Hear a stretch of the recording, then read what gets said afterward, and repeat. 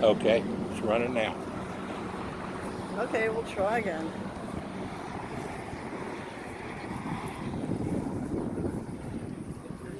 Yes. Good afternoon, everyone.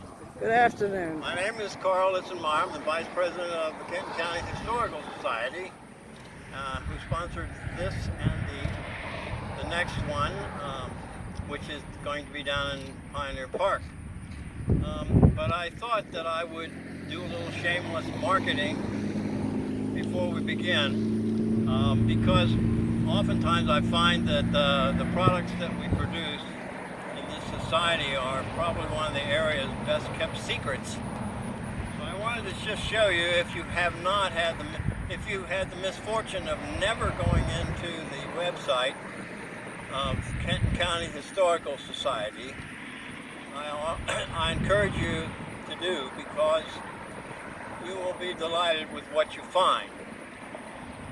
This society does a lot of research and publishing, and I wanted to show you the two main products that we put out. This is our newsletter, which comes out, it's 12 pages long, and it comes out every other month, 6 times a year for a mere $20. Or you can get it online for $10 if you so choose. I prefer paper because I'm old. We also have begun 27 years ago a general magazine called Northern Kentucky Heritage, and it comes out twice each year, and it's a full-size magazine without any ads. It is also $20. So for an investment of $40, you have all of it. Will be mailed to your house. So go to the website. You'll see everything there in order to sign up and check out our other things, like the regular books and maps that we have in addition to this. All right, now without further ado, I would like to introduce Dr. Amanda Higgins, wherever she is. Oh, there you are, with remarks.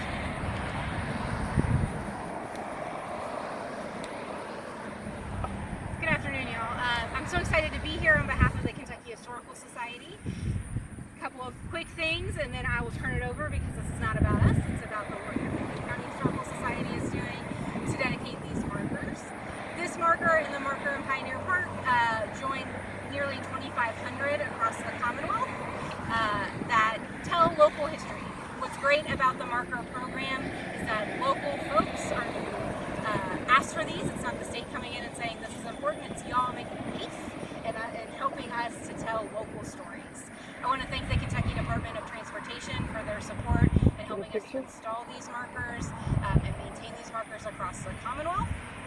I also grew up in Northern Kentucky, so 3L, the story of 3L is really interesting, and when we got this application, I didn't realize what that was, because my parents just said, well, go down 3L, and I'm not that old, so it was not, that's just what we called it. But the fact that Northern Kentucky is a place that still refers to this highway as 3L when most of the rest of the state has moved on from that marker is really interesting. And that's what makes this program so cool, is that we can tell these local stories that are much bigger. This story being about transportation and the interconnectedness of the state, but also its local flavor of still being 3L in 2021. Most of the folks who named it 3L are no longer with us and have moved on to, most of the state just calls it 17. That is a very exciting moment for us. So thank you for being here. Thank you for supporting your local history. If you have questions about the program or about other things that KHS does, you can catch up with me later. And know that this story will be expanded on our smartphone app and website, explorekyhistory.ky.gov, where you can get expanded stories for many of the markers in the marker. Thank you.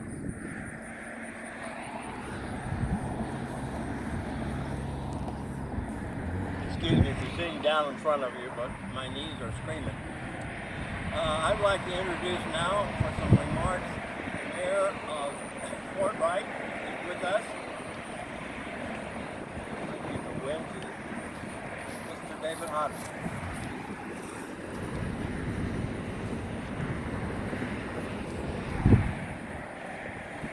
everyone. I'll be real brief. Thanks for coming out. We're happy to have this marker. One of them, I think Dr. Higgins said almost 2,500 for Wright. I know there are a few others here, so thanks for coming out today. We appreciate it, and be sure to spend some money while you're here.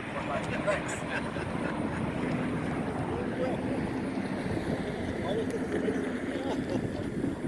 Get those taxes. Well, we all know there's a great deal of money in heritage and history because people like to go to places that keeps them something. Okay. Is there anyone here that is representing the city of Covington? No?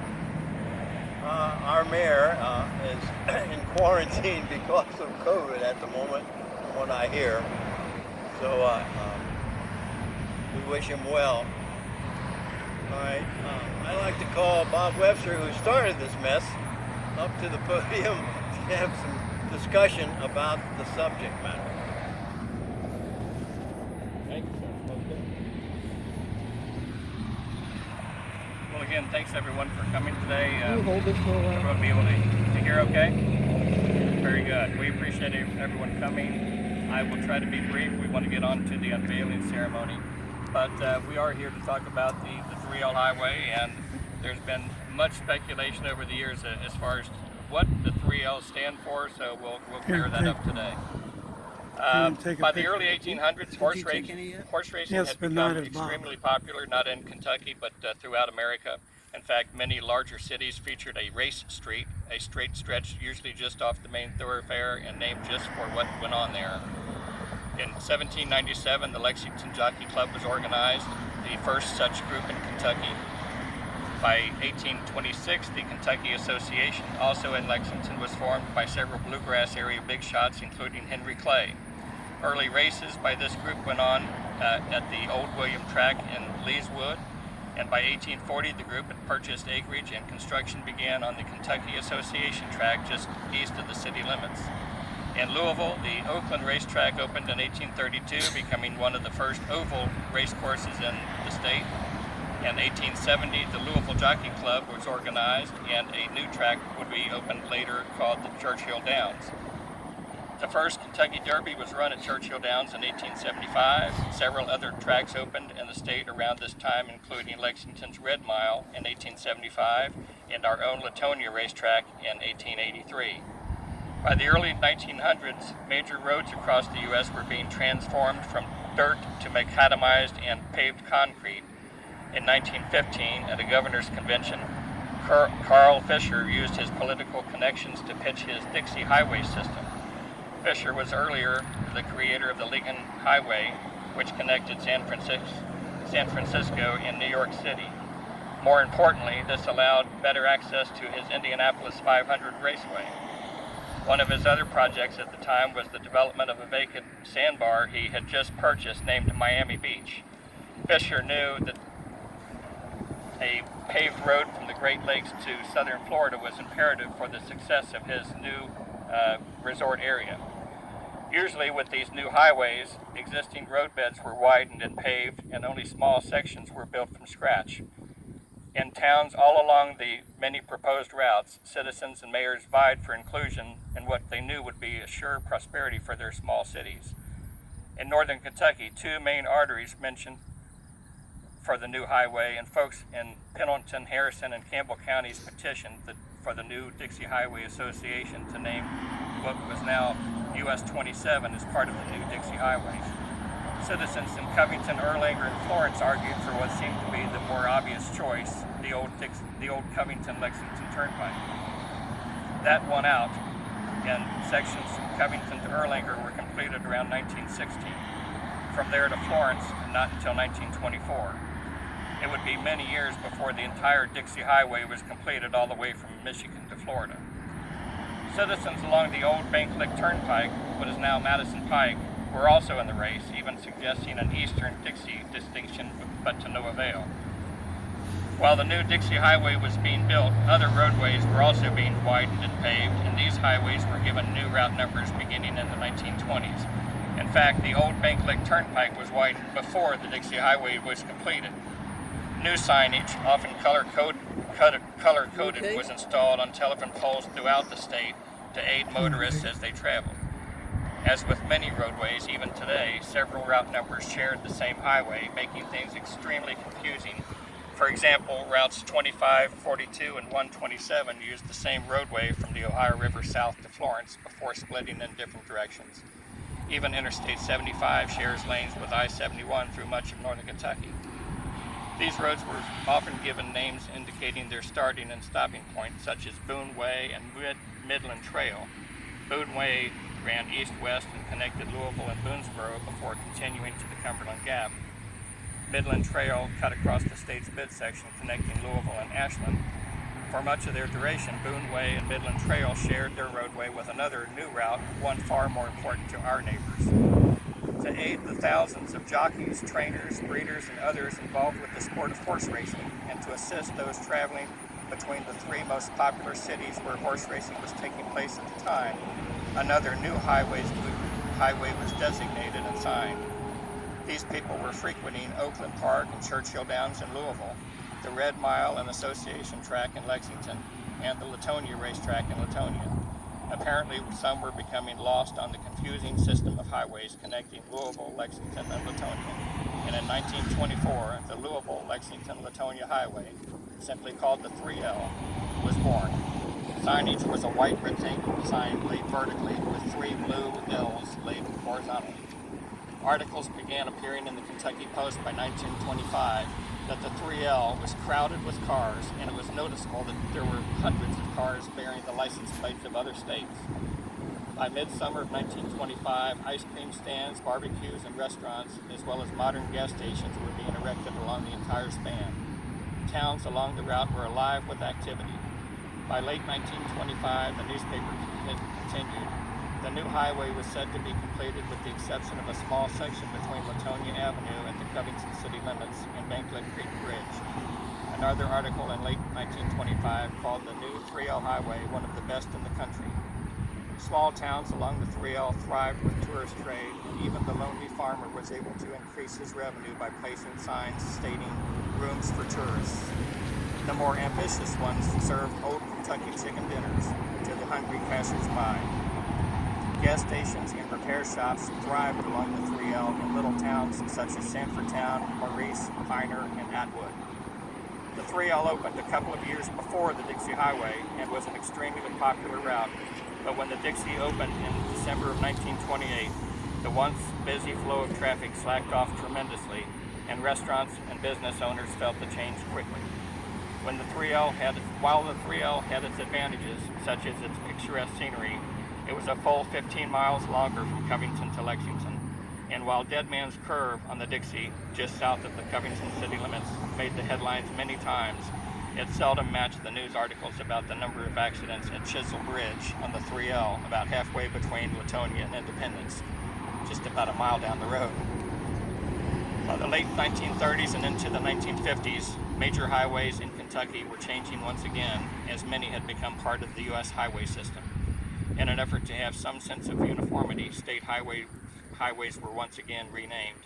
The Dixie Highway became US 25, the Midland Trail became US 60, and what was once a Cincinnati Lookout Mountain airline became US 27. In Kenton County, DeCourcy Pike became Route 177, and Taylor Mill Turnpike became Route 16. In 1932, Kenton County's portion of the old 3L highway was designated as Kentucky 17, and suddenly the ever-popular 3L highway was gone forever. For the next 90 years, only a short stretch of roadway in Pendleton County running parallel to US 27 is still signed as Old 3L Highway.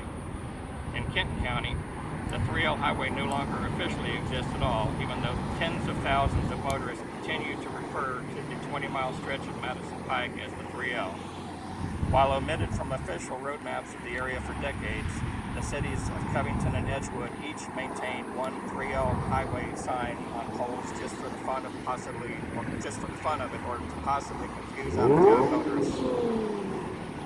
One thing is clear: the 3L highway will never go away for many in this region. In 2021, the old 3L highway is hardly recognizable.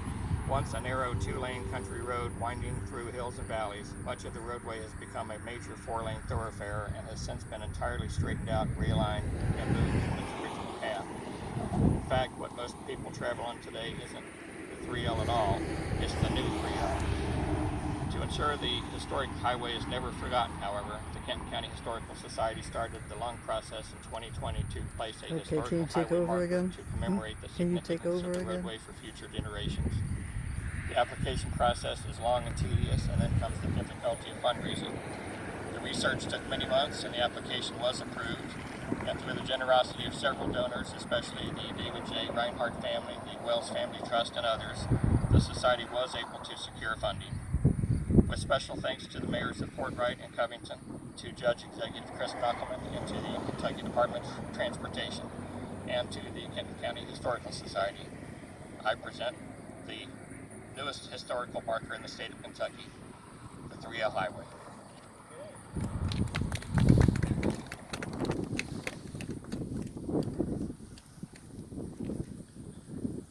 It's time for the official unveiling.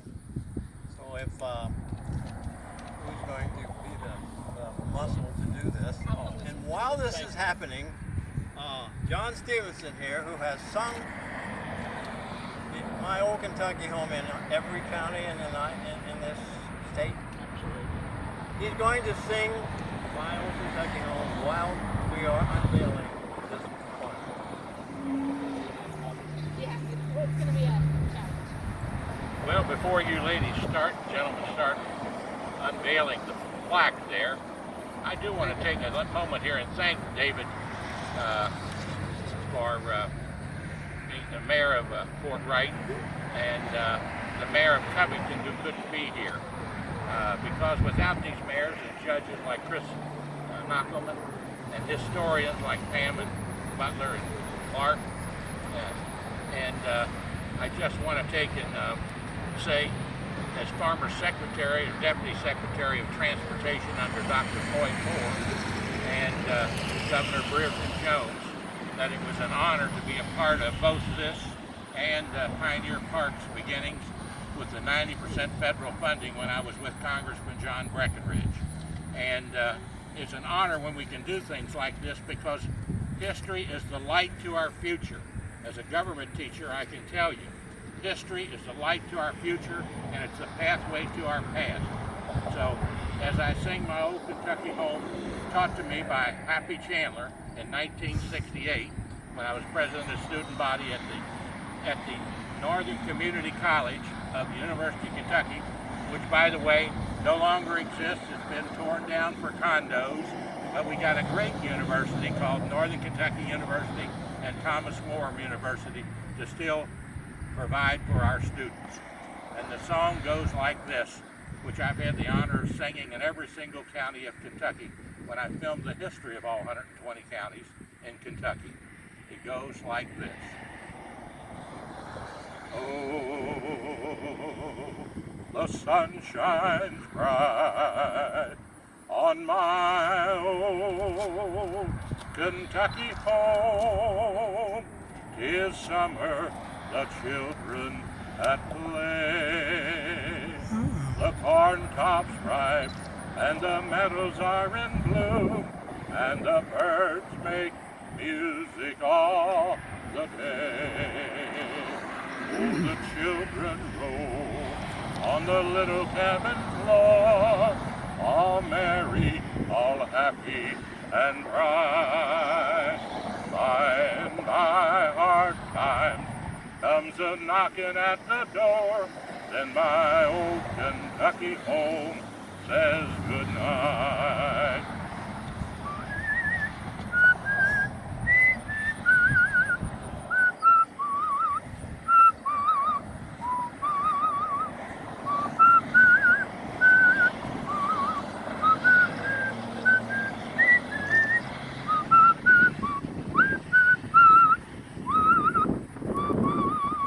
Now join in with me. Weep no more, my ladies. Oh, weep no more today. We will sing one song for my old Kentucky home, for my old Kentucky home, far away, for my old Kentucky home far away.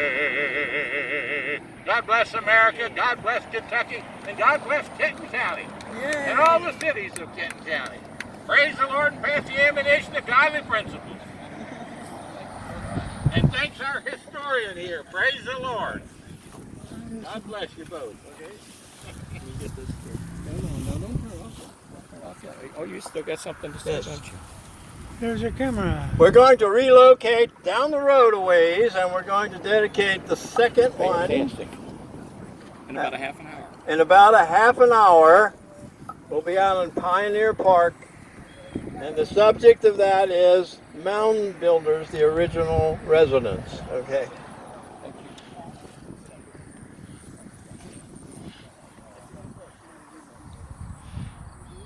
Let me read this. I didn't even see this. Thank you, fellas. Okay.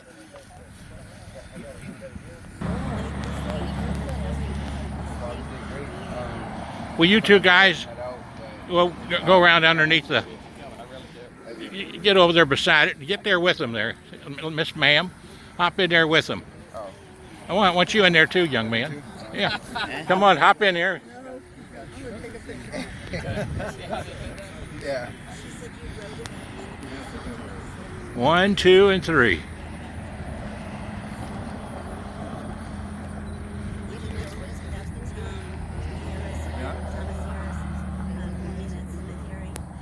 Gotcha.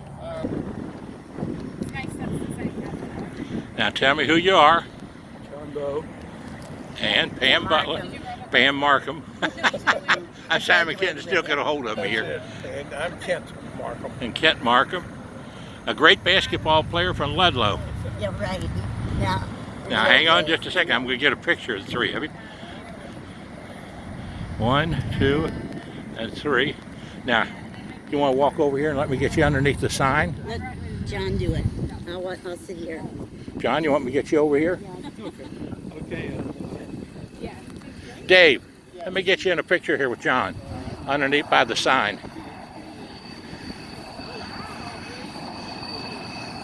Okay.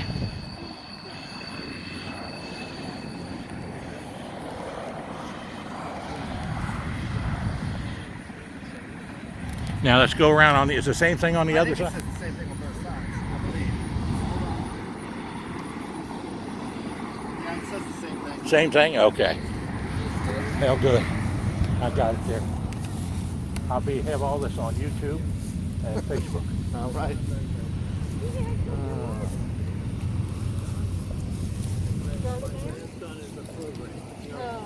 Where's the other plaque located down? That's if you go in the main entrance of Pioneer Park, it's Turn to the left. It's at the south end, right next to the small shelter. Is it all taped up too? Yes, it is. All right. I'm probably not going to stick around, but I'll help you get the It is tape off. smaller. It is smaller. Well, that's good, because that, as you know, it's kind of tricky, and the tape. Yeah, it is not as tall for Let whatever. me give you one of my cards. If I ever help you in any way, holler at me. Hey, you want me to carry that stuff? You or your dad, either one. Sure. I can carry that for you if you want. I love you. Yeah, you're getting. Don't tell me you know me when they send out that stuff from the committee of our graduation. Tell me you don't know me. I'll tell them I don't know you. What's wrong with those people? Let me get a life. Maggie just called me the other day. Yeah. She's coming. Oh, good. She's going to drop her check off Monday. And I think we're going to have a pretty good little group. Did I drop that? I don't know if I did or not.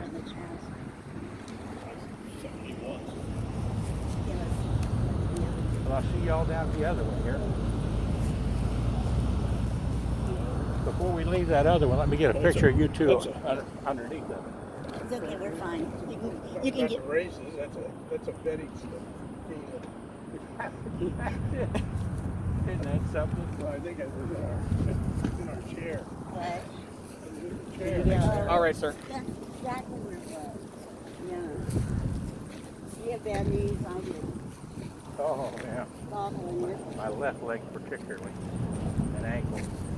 But I'm hanging in there, Pam. We are too. All you can do. That's all you can do. Let's see down the other side. And I've got some nice pictures blown up Over there. of things. And then I'm going to hope to have, went out and bought some other electronical things I can hook up, hopefully our Christmas screen, so we can be playing That'll without be nice. sound Oh, that's where we on the went to big what, screen. on Taylor Mill, didn't we? Yeah. Okay, we'll see you down there. See you down there.